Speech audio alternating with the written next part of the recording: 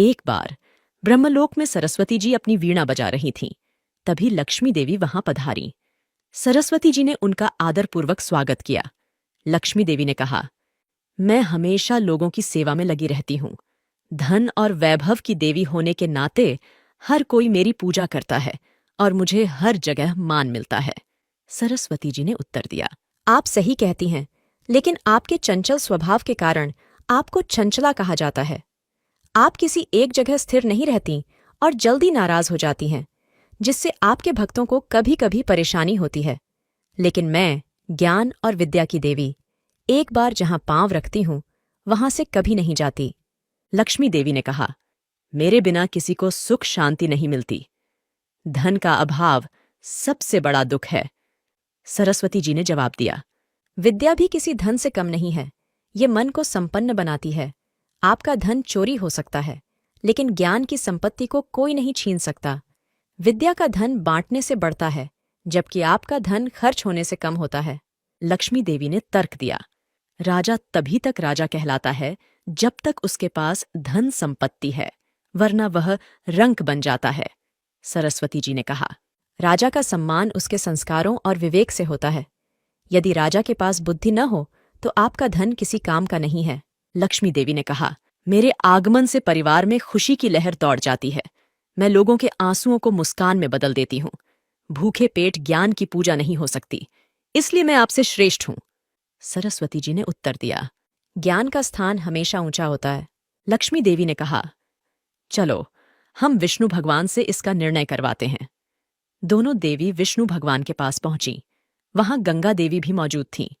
लक्ष्मी जी विष्णु जी के बगल में बैठ गईं। गंगा जी ने सरस्वती से कहा, लक्ष्मी जी तो विष्णु जी के हृदय में रहती हैं और मुझे उनके चरणों में स्थान मिला है, इसलिए आपके लिए यहाँ स्थान नहीं है। सरस्वती जी ने उत्तर दिया, लक्ष्मी जी मुझे यहाँ लेकर आई हैं, इसलिए आपको मेरे लिए स्थान बनाना चाहिए। यह आपका दायित्व है। गंगा देवी ने समर्थन किया। आप गलत समझ रही हैं। लक्ष्मी जी ने भी गंगा का पक्ष लेते हुए कहा, सरस्वती जी सोच रही हैं कि मैं आपको सिखा रही हूं।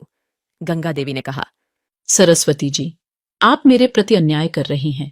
भगवान ने स्वयं मुझे स्थान दिया है। सरस्वती जी क्रोधित होकर बोलीं, आप दोनों मिलकर मेरा अपमान कर रही हैं। गंगा देवी ने उत्तर दिया, आपका लक्ष्मी जी से विवाद है, तो आप मुझे क्यों घसीट रही हैं? सरस्वती जी ने कहा, मैं अपने ज्ञान और बुद्धि से भगवान के चरणों में ही नहीं, दिल में भी स्थान प्राप्त कर सकती हूँ। लक्ष्मी देवी ने उत्तेजित होकर कहा, वह दिन कभी नहीं आ सकता। मुझे विष्णु जी के हृदय से कोई नहीं निकाल सकता। आपका विवाद गंगा से शुरू होकर मुझ तक पहुंच गया है। मैं धन की देवी हूं, इससे आपको ईर्ष्या हो रही है। यह पद मुझे आदिशक्ति ने दिया है।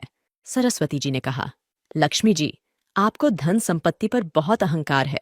मैं आपको विष्णु लोक से दूर होने का श्राप देती हूँ। आप इसे छोड़कर धरती में तुलसी के रूप में रहेंगी। गंगा देवी ने क्रोधित होकर सरस्वती देवी को श्राप दिया। आप धरती पर नदी के रूप में प्रवाहित होंगी। सरस्वती जी ने भी गंगा को श्राप दिया, आप धरती पर बहेंगी और वहां के लोगों के पाप धोएंगी।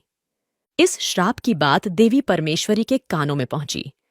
मां काली ने उनसे पूछा, देवी, आपके द्वारा रचित शक्तियां आपस में क्यों झगड़ रही हैं? ज्ञान और धन में हमेशा टकराव होता रहा है। दोनों शक्तियां अपने आप को श्रेष्ठ मानती हैं। यह टकराव आगे भी चलता रहेगा। लक्ष्मी जी तुलसी के रूप में राजा हर्षध्वज के यहाँ जन्म लेंगी और कल्याण का कार्य करेंगी। सरस्वती जी कल्याणकारी धारा के रूप में प्रकट होंगी। गंगा को तपस्वी राजा भागीरथ धरती पर लाएंगे। योग निद्रा टूटने पर श्री हरि ने पूछा, देवी लक्ष्मी, आप चिंतित क्यों दिख रही हैं? मुझे सरस्वती जी ने श्राप दिया है। मुझे आपसे दूर धरती पर रहना पड़ेगा। यह तो विधि का विधान है। राजा धर्मध्वज की संतान नहीं है, वह आपको संतान के रूप में पाने के लिए तपस्या कर रहे हैं। मैं आपसे दूर कैसे रहूंगी? देवी लक्ष्मी, चिंता न करें, हम एक दूसरे के बिना अधूरे हैं। मैं जल्द ही आपसे मिलूंगा। आगे चलकर तीनों देवियों ने उचित स्थान पर जन्म लिया और जन कल्याण में जुट गईं।